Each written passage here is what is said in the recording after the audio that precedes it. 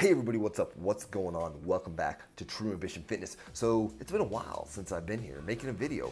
See, I went out there and I started watching other people's videos. I needed to get a little bit more content. Not necessarily that, I just felt like the stuff I was putting out, I just really wasn't into it, or I wasn't really getting that much feedback from everybody else. So I was like, okay, what can I do where I can feel, oh yeah, I got this, you know, I'm gonna get you guys to watch this, or something like that. I wasn't feeling it. I don't know, it's kind of hard to describe. But so I went out there and started watching other people who happen to be blind on YouTube just to see what they do. And one of the people that I happened to run across was, because I was looking for guide dog stuff, because I have a guide dog coming up. I'm going in about a week to get my first ever guide dog. I'm psyched, can't wait, don't know whether it's a boy or girl, don't know any information about it, but I cannot wait. As you can see, I'm like extremely excited. But the thing is, I ran across this girl. Her name is Molly Burke, and she happens to be a motivational speaker in Canada. And I was just like, wow, you know, she's got a lot of information out there. She throws a lot of stuff out there. I mean, a lot of it's, you know, how do I do my makeup, girl stuff, my outfit today, but some of it's either guide dog related or just blind related. And I thought, oh, you know, hey, maybe she might be able to help me out when it comes to this whole being blind and stuff like that. She had this video, it was called VIP tag. She was tagged by one of her friends here on YouTube saying, hey, answer these 10 most commonly asked questions for the visually impaired. So that's what I'm gonna do. I'm gonna actually take a whack at it. She just basically threw a thing out there saying, hey, whoever out there is visually impaired or blind, go ahead and answer these questions. I'm like, I got this, I got this. I'm a VIP. You know what I mean. Don't tell anybody I just did that. Okay, so here we go. VIP stands for visually impaired person or people, however you want to put it. But the first question on the list is, what is your medical condition that causes you to be blind? In my case, it's multiple things. It's not just one thing. First of all, I had what's called bilateral optical neuritis, which is basically inflammation of the nerves behind your eyes. The reason you usually get that is due to another illness or disease, or even an injury. In my case, it was due to an injury. But it was prolonged. They don't know why it took so long. I ended up hitting my head on an electrical box while I was in the military. Got a pretty good shock. I got electrocuted. And next thing you know, I had a slurred speech. And I'm like, oh, hey, my speech is coming back. But then my vision started going. They're like, what the heck? They didn't know what was going on. Then they found out I had inflammation. So they're like, okay, we'll fix this. They did. I was blind for 2 months at that time. They finally got it fixed. And once they got it fixed, well, everything was good. I was like, yeah. They're like, well, someday you might lose your eyesight. You do have some scarring back there. And, well, guess what? My nerves grew in size, which then the scarring was still the same size, so it constricted on those nerves. My left one is 3 times. My right one is 4 times the size it's supposed to be. So if you put the two together, well, yeah, it restricts completely all the flow, or not all, most of the flow from my optical nerves or my eye all the way back to my visual cortex. So therefore I can't really see that well. It kind of sucks, but I've learned how to adapt. So it's really not a scientific condition or medical condition that actually makes sense. It's multiple things put together. And hey, it is what it is. I got this. I'm still a VIP. Don't mess with me. Oh man, there I go doing it again. Jeez. Don't tell anybody I did that either, please. Oh my goodness. This is going on the internet, isn't it? Okay, question number 2. Nate, describe your vision in 3 words. Well, in my case, the 3 words that I'm going to use is cloudy. The reason I use cloudy is because that's the way it felt when I woke up on November 29th, 2013. I woke up and everything just felt like a cloud came above my head, and I couldn't really, felt stuffy, I couldn't see anything. I'm like, what's going on? Well, next thing I know, yes, I did have a little bit of inflammation back there again, but it was actually the scarring that had done something. They're still kind of baffled by it. The doctors are like, why did your nerves grow? They don't know why my nerves grew in size. Because at the time when it originally happened to me, my injury in the first place, there was no, so yeah, that's cloudy. We'll go with cloudy. The second word I'm gonna go is unique. A lot of people out there believe when somebody is blind or visually impaired, their vision is just like the person next to them if they're blind or visually impaired. And no, that isn't true. For instance, this guy might have glaucoma. Or even if I had glaucoma and he had glaucoma, we might be at different stages within this. And even if we're at the same stage, my vision is still different than his vision. It's just like when I tell people at the gym, you are an individual. You are unique in your own way. So when you put you up against another person, you can't compare yourself to that person because you are yourself. Same thing when it comes to your vision. My vision is unique. It's one of a kind and nobody out there has it. So it's kind of cool if you think of it that way. And then I'm going to say amazing. Wait, why would I say amazing for something that is causing me to be disabled? And I don't think of it as a disability. I think of it as a new outlook on life. Okay, I lost my eyesight. Yes, I got depressed. Yes, I was down about it. As most of us are when this happens to us. It's a big traumatic experience. But yet at the same time, I kind of took life by its horns and said, you know what? This isn't going to happen. I got this. It made me think outside of the box. Not only when it comes to just life in general, you know, doing dishes, doing my daughter's hair. I mean, it made me think of things differently than I used to. And I thank it for that. I might have taken, you know, my sight for granted. Didn't even realize that, you know, I did so. So now it's like, hey, it's cool. I got this. I'm gonna wake up every day with the ambition to push myself forward. Hence the True Ambition Fitness of my YouTube channel or any of my social media platforms. That's the reason I went with that. Now, let's go to question number 3. What is the hardest thing to do when being blind or visually impaired? Well, in my case, the thing that I found hardest at first was just life in general. All of the little things. It became difficult. But yet at the same time, it was like, no. If you ask me truly what was the hardest thing, was getting to learn how to do my daughter's hair. That's a lot of little itty bitty string thingies that I'm trying to tie into this little itty bitty thingy. And it's like, what the thingy? Oh my goodness. A lot of stuff going on.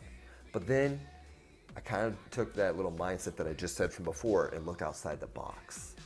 And next thing I know, things might be difficult, but yet at the same time, who said being difficult is always a bad thing? Being challenged is not always a bad thing, especially when it comes to the gym. That's one thing I like to tell people. I love it. Yes, it might be something out of my comfort zone. Seriously, going to the gym is out of my comfort zone. I might not look like it, but when I'm at the gym, I used it as a stress reliever originally, right? But the reason I used it as a stress reliever is because it's something that took me out of my comfort zone. It added the right kind of stress in the right place.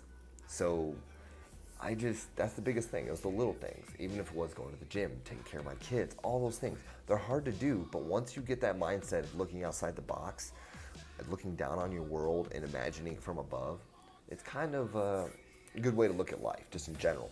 Not only for those of us who are visually impaired, but for people in general. So hopefully I was able to answer that. The hardest thing would be the little things, but yet at the same time, the little things can be taken care of quite easily if you just have the right mindset. Okay, so now we're gonna take another question. Question number 4, what is the best part about being blind?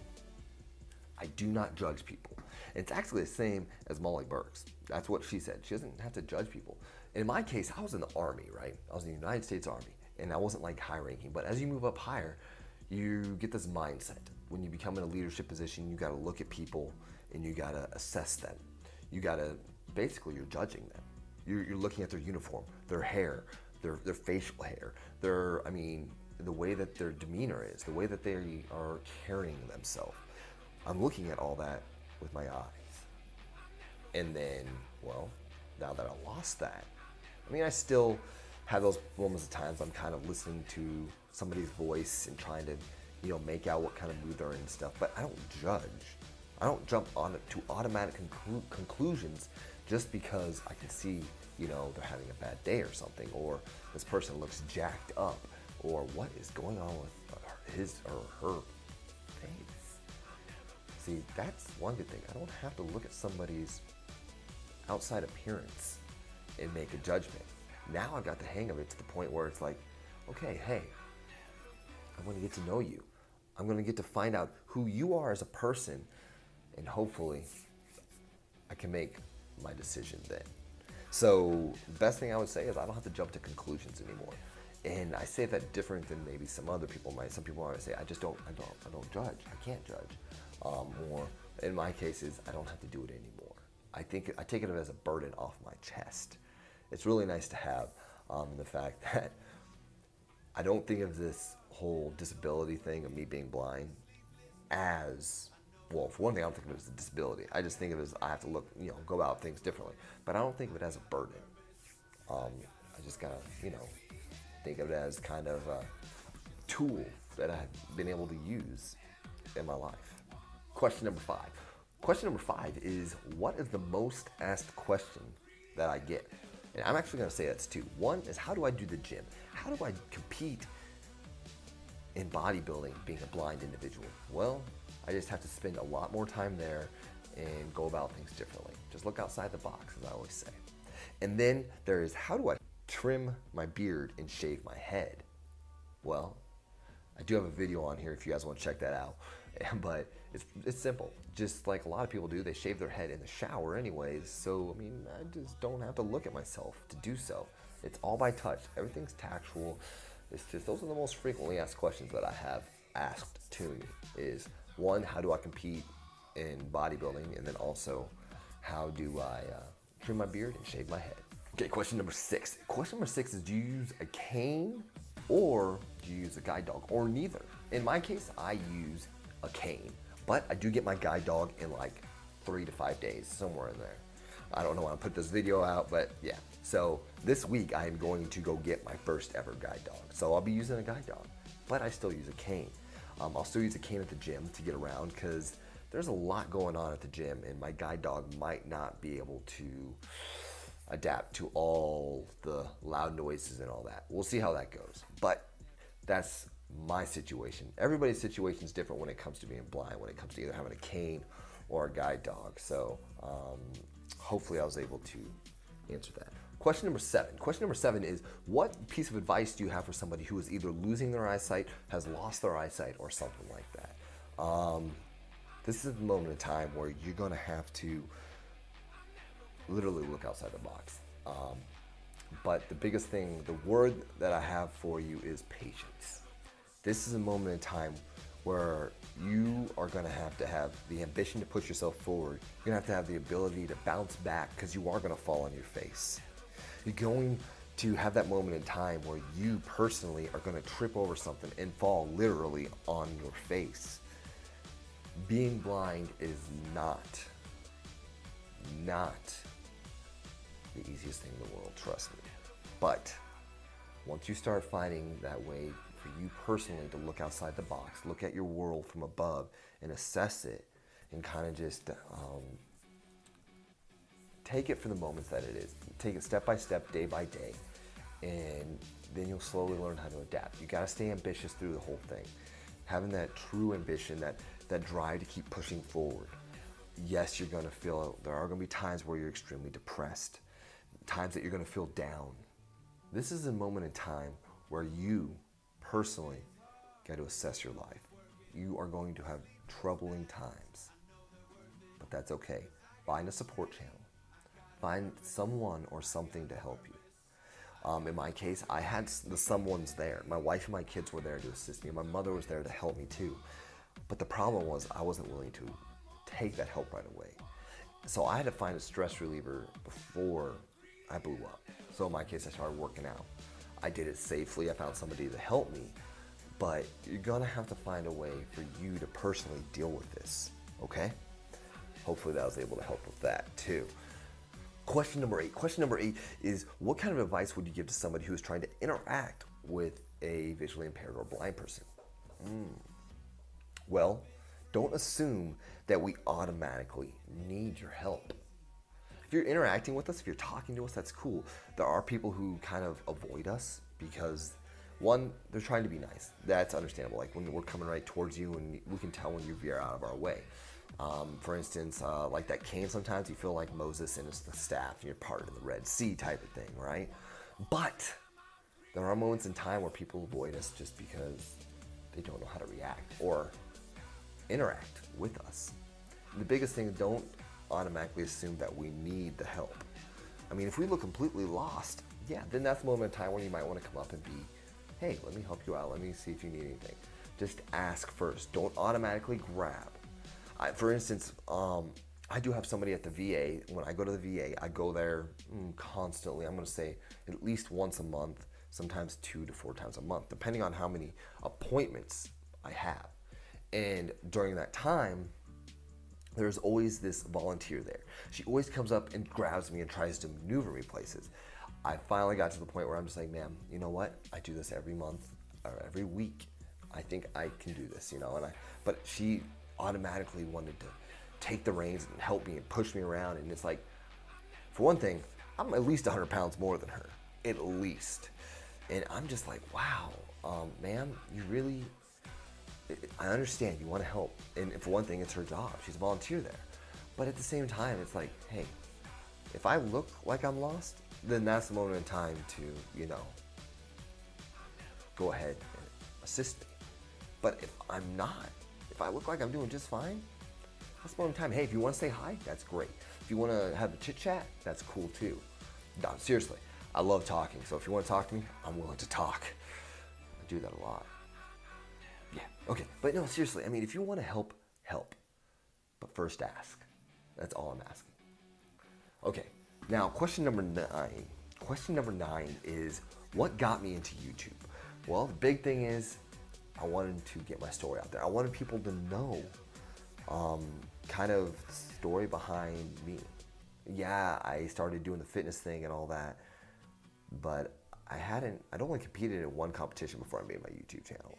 I didn't know quite what I wanted from it. I just know I wanted to do the fitness part about it. I didn't know that it was going to turn into more blind in fitness, massive amount of I don't have no idea what's going on here type of thing, you know?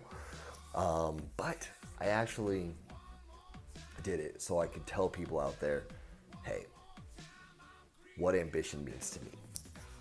In fitness, obviously, that's true ambition fitness. So I wanted to let everybody out there know truly what ambition means to me. You know, it's that drive to push yourself forward and keep going. And I wanted them to know my story and how I do that personally. So what better way to do it than put it on the internet for everybody else to see, right? Okay, maybe that might not have been it works for me, okay?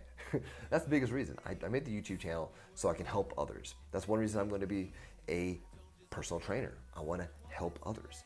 And maybe someday I might be able to get up on stage and talk to people and tell them, maybe kind of like Molly Burke does. You know, she gets up there and gets people going. She talks to them and just tells them her story and stuff like that, just to motivate them to push themselves forward. Because see, some people are missing that ambition. So that might have been why I decided to make true ambition fitness. Okay, question number 10 on here really isn't a question. It's more of a, hey, name 3 people out there to do this video, the VIP tag. And to be honest with you, I don't really have 3 people. I have one, and he really is just kind of getting into the YouTube scene. And his name is Michael Babcock, so I will, once I get his YouTube channel, I'll put his link down in below. But you guys can check him out. Let me know what you guys think about him. He does marketing. So the cool thing about us all being blind or visually impaired, we're not limited to one thing. A lot of people think, oh, you can only do one thing or can't do anything when it comes to work. So the cool thing is about all of us, for instance, she does motivational speaking. I do fitness and personal training. He does marketing. That's like, if you ask me, those are like 3 different things right there, completely. There's nothing other than the fact that we're all helping people in some way, shape, or form, which I believe everybody should do anyways, right? Whether you're visual or not. So, how am I gonna finish this video? Oh, that's right. Everybody, I want you to do me one big, huge favor. Go out, check me out on all the social media platforms, on Facebook, Instagram, Twitter, Periscope. I Periscope every day, pretty dang close. I have been not doing it too much lately due to the fact that I've been watching so many of Molly's videos and all that. Just, I've been really active in the family too. You know, I'm leaving for 2 weeks, so I've been spending a lot of time with my daughters. But hey, everybody go out there, have a wonderful day, be ambitious. I'll catch you guys next time. Later. I'm never gonna stop. I'm never